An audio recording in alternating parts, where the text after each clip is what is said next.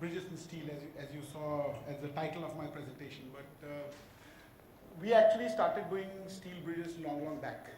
It might astound you to know that in India we have, under the Ministry of Road Transport and Highways, as Sachin, my following speaker will speak about the IBMS, which is the bridge database that the Ministry of Road Transport is assembling, putting together. There are now more than 150,000 bridges that have been identified and put into that database. And it might astound you to know that only 1% or less than 1% of those bridges are in steel. And that too post-independence. A total of about 2%, I think, are in steel, out of which less than 1% are post-independence. That gives you a sense of what we have been doing under the title Bridges in Steel over the last 70 years or so after independence. Not many bridges in India have been done in steel post-independence, and there are reasons, right or wrong, for that. I'm not going to go into the reasons, but I will touch upon some of the points that we came across while we were doing some of these bridges. So this is one of the first bridges that we did in steel, almost 2 decades back when it was first proposed, 1996, 97, when we started working on this bridge 20 years ago. Steel bridge was a rarity. Not many people were willing to accept this bridge in steel. This bridge was tendered out as a design and build contract. There were 5 bids. The departmental bid, as I can call it, was in concrete, obviously. And the 4 bids competing with our bid were also in concrete. We were the sole bidders.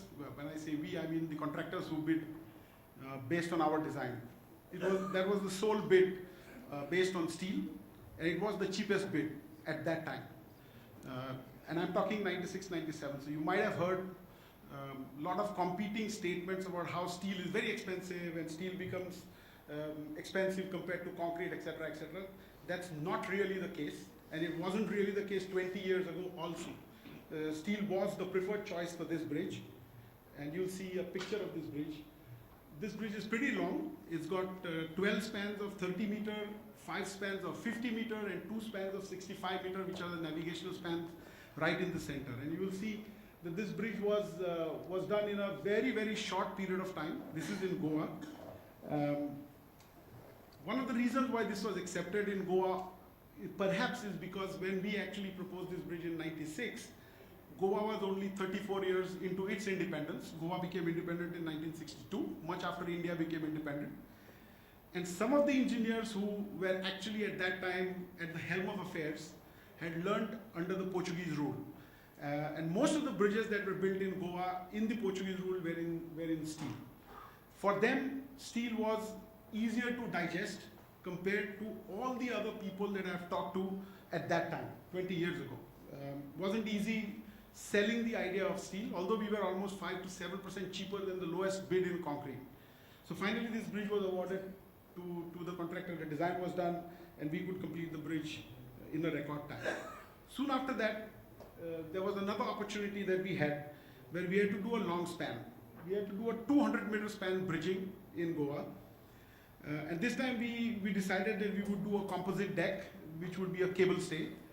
So this is the next bridge that we did in Goa. This is a 205-meter span, 105-meter front span, 85-meter back span, and it's got a 10-meter connector at the end.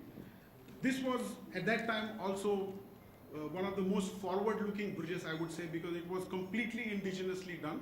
There's no foreign component in this bridge as far as designs are concerned, as far as construction is concerned, except for the cables, because they were unfortunately not made in India. They still aren't made in India. 20 years hence, we still haven't mastered the art of making cables in India. So we still import cables when we do cable stay bridges. High tensile steel is still not available. But this bridge, other than the cables, is completely built in India, made in India, designed in India, and constructed in India. This was the second example that we had at that time. This is a composite deck, like I said, it's steel. The third opportunity, which was almost simultaneously executed alongside the Goa bridge, was a bridge at Pavna, which is just off the Mumbai-Pune Expressway. Some of you who traveled to Pimpri-Chinchwad area in the past from the Mumbai-Pune Expressway, if you had to go to PCMC area, you cross this bridge.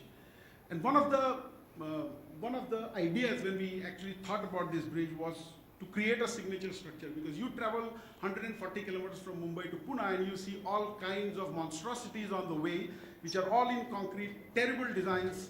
Well, not terrible designs, the designs are extremely good, but terrible aesthetics, if I can call it that. And one of the briefs that we had when we started designing this bridge, because the original plan for this bridge was to do if I remember right, 12 spans of 10 meter. This is a 120 meter gap that we had to bridge. And the idea was to do small spans because they were cheap. So we were given a brief to create a signature structure just off the expressway. This was also being done by the same agency who built the expressway, MSRDC. And so this brief was more in the line of an architectural brief than a structural engineering brief. But what we came up with for this bridge was this. It's what we call a basket handle. If you pick up a loaded basket, then the handle would collapse and meet at one point at the point at which you pick it up. So this is in the form of a basket handle. It's a 120 meter span. It's a single span bridge. It's 4 lanes with footpaths on either side. And it's actually a tied arch. It's not a suspended arch, it's a tied arch. And it's a 120 meter bridge which is one of the only 2 basket handle bridges that exist in the world even today. The other one is in Spain. And this, if some of you know the designs of the Spanish architect engineer Santiago Calatrava, this is inspired by one of his designs. The original bridge that's built in Spain is a Santiago Calatrava design. That's a 350 meter span, so this is like a scale model of that bridge. And of course that's an 8-lane bridge, this is a 4-lane bridge, and the span is 1/3 of that. But at the time when we did it, the contractor who actually executed this bridge, because MSRDC follows the Transparency Act of the Maharashtra state, could not specify that the contractor must have the experience of having done bridges, having done steel, etc., etc., etc. So the eligibility criteria for the contractor was general. And you will not believe that the contractor who actually built this bridge had never done a bridge in his life before this. He was an irrigation contractor who used to fabricate gates, the radial gates. So he was a fabricator. He wasn't really a bridge contractor. But we could successfully build it. It took us 2.5 years to build the bridge. But it was done. It won the most outstanding bridge national award from the IIBE for that year. That's another view of the bridge. And today also, if you go on the bridge, this was inaugurated on, and I cannot forget the date, 8th August 2008, 8/8/2008. It's beautifully lighted now. It was at that time too, but there was failure of the lights at some point in time. But this is another example of how we could use steel to do wonders. The next example is, and I like to quote this example often, because when we started out on the Skywalk, the famous 50 Skywalk projects in Mumbai, this was the first one that was designed and built. And one of the briefs that we had was to come up with a design that could be constructed in 120 days. 120 days, 4 months. They told us that we would get possession of the site only for 4 months, and we had to construct a 1.2 kilometer long bridge, a skywalk, in that time. Now, one of the challenges of this was to I don't want to use the word fight. I'm trying to look for a better word, but to fight with the committee of the state government, which was dead against doing steel bridges anywhere in Mumbai, because everybody knows Mumbai is a coastal region, saline atmosphere, very severe atmosphere, and so on and so forth. It wasn't easy selling the idea of doing steel bridges for the skywalks. But as luck would have it, we chanced upon a couple of bureaucrats who actually could understand what we were saying, appreciated the idea, and gave us approval to actually do these bridges in steel. And so we had the first, what I like to call the yellow caterpillar crawling across the Bandra skyline, and we had the first skywalk constructed in Bandra. And it was perhaps one of those few designs where we used tubes. And why tubes? Because at that time, tubulars, square tubes, rectangular tubes, etc., were just not available. Tata was just in the process of doing the Futura brand at that time. but their sizes and shapes were too large for us to use on this bridge. So we just took simple pipes, tubes, and we decided that we would design it made out of tubes. So next time when you go there, you can observe that this bridge is designed and constructed with no gusset plates. There are no gusset plates on this bridge. They're directly welded to one another, creating joints on the tubes. I don't know if you can see it in this picture, not very beautifully perhaps. The only concrete part that's there on this bridge are the piles. Again, at that time we did it on uni-piles. This is the first bridge that could be done on uni-piles. There's a single pile below that foundation, and everything else is in steel. Originally, we were wanting to do even the deck in checkered plates and steel plates, but finally we decided to do precast concrete slabs, and they were placed on top of the steel. So, yeah, that probably tells you the story. The one on the left top, you can see the joint. There's no gusset plate there. So we saved on gusset plates as well. And finally, when we constructed it, the government audit asked us why we did not do it in concrete. So we actually made a design in concrete also. We had to do that design in concrete to prove that we couldn't have done this in concrete in the same time. But as luck would have it, the concrete design, when it was given to 5 contractors who were actually working on the Skywalk projects, and they were told to price it, came up with a price which was twice the price of the steel. So the audit question was answered more easily than we had to answer it. So again, one more example where steel was actually cheaper than concrete. Simultaneously, when we were doing, part of the 50 Skywalk, this was another Skywalk. We were told again at this location to create a signature structure because all 50 Skywalks were starting to look and feel the same. We did the Bandra Skywalk and everybody came back with complaints saying that it is not aesthetic enough, it's not very beautiful, it just looks like a yellow caterpillar, yellow is not a nice color, why did you paint it? There was tremendous criticism of the aesthetics of the Bandra Skywalk. So when we were given the brief for the Grant Road Skywalk, the Nanachau Skywalk, we were told that we should come up with something different from the Bandra Skywalk and something that would be aesthetically pleasant. So we came up with this idea, which is perhaps one of its kind worldwide. What you see in the center is a pylon, and the oval shape, the ellipse that you see, is completely strung and suspended from this pylon. There are no columns that are supporting that ellipse. The columns that you see physically are supporting the staircases and the escalators. They're not supporting the ellipse. So the ellipse, which is 260 meters in circumference, is actually completely suspended based from a single pylon on top. So it was completely unique, completely different kind of design, and when it's lit in the evenings, even now it looks extremely beautiful. People are very happy with that.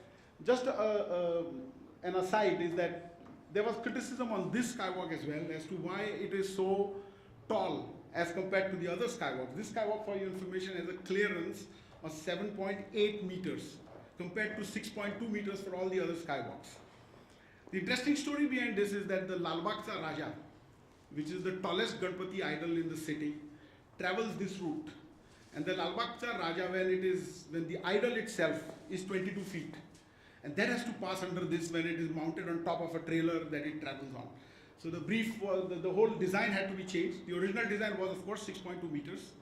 The High Court had to intervene, and the High Court issued instructions that the design of the bridge be changed and additional clearance be provided so that the Lalbaghcha Raja can pass under this Skywalk. So that was the next bridge that we did.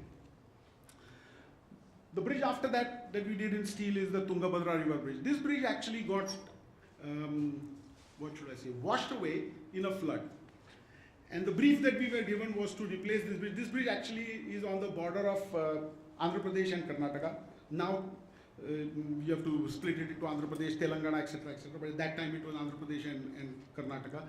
And it's the only connector, otherwise you have to take a detour of almost 60-70 kilometers. So our brief was to replace this bridge in the shortest possible time. Obviously, concrete was not the preferred choice. We chose steel. And we gave the contractor 1 year to complete this bridge. This bridge is 15 spans of 40 meters. It's a 600-meter long bridge. And this was done in 9 months flat. The contractor did not wait for 12 months. We finished We started in the month of October and we finished in the month of May. That's it. We had time till May. That's how it looks when it is in spate, when the river is in spate, and you see the launching of the span. The spans were all launched end on. They were fabricated in the yard on the bank, and we simply pushed them for the 300 meters from here and 300 meters from the other side, using a simple push jack, a push and pull and lift jack. That's all. So like I said, this was done in a record time. It looks similar to the bridge that you saw that we did long time back, before this one, almost 8-9 years before this one in Goa. And that's because the design is pretty similar to that bridge. Not exactly the same, but pretty similar to that bridge. But you can see a remarkable difference between this bridge and the Bandra Skywalk. You see the amount of gusset plates in this bridge. It's enormous compared to the Bandra Skywalk. And that's one of the fallout of doing, let's say, steel bridges here. I think the gusset plates is almost 15% weight compared to all the entire weight of the truss.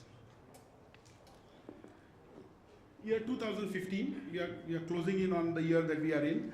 This bridge was also in Goa, another steel bridge that we did in Goa. But the Goans had had enough of our trusses, so they told us, we don't want any of your trusses, go and design something different. So we designed that. We came up with a simple suspended arch. This is an 85-meter span, and that's, you will not believe it, but this arch is completely fabricated on the ground. It's lifted, pushed onto a barge, and launched. We used technology called SPMTs, modular trolleys, which could lift it, move it onto a barge, and we pushed it into location. So this bridge was actually fabricated on ground. So the fabrication is pretty good. And compared to the span, the weight of the bridge is quite light. For an 85-meter span, I think the bridge weighs, the steel in the bridge is only 280 tons or something like this. Pretty light for the span that we had. So you will see, as we moved along almost 2 decades in the bridges that we've done, we are still doing bridges in steel, and I still believe, against all odds and against all those people who claim that steel is costlier than concrete, I believe that in given situations, steel is generally cheaper than concrete. It beats concrete hollow when it comes to time, for sure, and it beats concrete hollow when it comes to construction technologies also. Concrete is much more difficult to mold and work around with. So what are we doing in future? Where are we going in future with these kind of bridges? So we are doing the Zuari Bridge right now, which is also in Goa. But this is not a conventional standard bridge. When this bridge is done in 2019, it will be the widest cable stay bridge in India with perhaps the longest span. It is a 720-meter span, and it's 8-lane wide, and it's a split deck, 4 and 4. I'm almost done. That's how it will look. And for those of you who know the history of Worli Bandra, that's a bridge that was started by Mr. Nitin Gadkari, who is the Honorable Minister of Ministry of Road Transport and Highways right now. And he missed the opportunity of putting a revolving restaurant on top of Worli Bandra. That was his original dream. He's now the minister in charge of this bridge. And the restaurant you see on top is an idea that comes from his mind. He wants to have a restaurant on top, a viewing gallery that will be done on top. So that tower, incidentally, is almost 150-meter tall for a span of 180 meters and 180 meters. It's a 360-meter span, 180 meters back span on either side, making 720 meters. The bridge is in steel. It's a composite deck. It's got almost 12,000 tons of steel.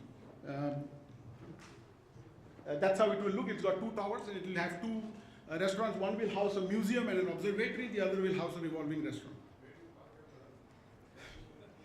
The other bridge we are doing also in steel is the Mahatma Gandhi Setu Patna regirdering of the superstructure. I'm not going to go into too much details of this. I'm almost running out of time. I've got 2 more slides to show you. But I will say that this is again an idea that took a long time to sell. We have been working on this bridge for 8 years now, and it's just kicked off construction. It took 8 years for the idea to go from thought to construction. But fortunately, the thought to construction has moved in the right way. We have not had to change our thoughts. So we are doing this bridge in steel. It's a 120-meter span, and we have to do regirdering for 2 upstream and downstream arms, not simultaneously but in serial, because the traffic has to be kept running all the time. That's how it looks at this moment. What we are going to do is to chop off the entire superstructure, and we are going to replace it with steel trusses. I don't have a picture of anything to show you in this bridge. I just started. That's the only picture I have. I can show you animations, etc., but that's too long. So I'm not going to go into that. I just want to say that one of the ideas that we are using on this bridge is to use weathering steel. And fortunately or unfortunately, it was one of my ideas that hopefully Indian suppliers should be able to supply all the steel for this bridge. But that's one tragedy. That's something that I don't like. It's something that we as Indians must be proud of. You know, when we can think of a design, we must most definitely be able to produce the materials that go with the design. You know, it's often said refrain that you know, they don't manufacture, so I can't design. No, if I can design it, you must manufacture it. That's how it has to be done. It can't be the other way around. You start manufacturing and then I say, okay, now you manufacture, let me design it. Doesn't work like that. I design it, I'm the one who thinks. You're not the one who thinks, you're the ones who produce. So you need to produce what I need, not the other way around. So, but anyway, you can see the problem of the bridge. You can see the spans deflecting, and that's the reason we are replacing it. That's why I put in this photograph. Otherwise, looking at the first photograph, most people will ask me, why the hell are you replacing the superstructure? There's nothing wrong with the bridge. But that's what's happened to almost all the spans. And it's a 6-kilometer long bridge. It's a pity that we are replacing it, but that's the truth. So that's my last slide.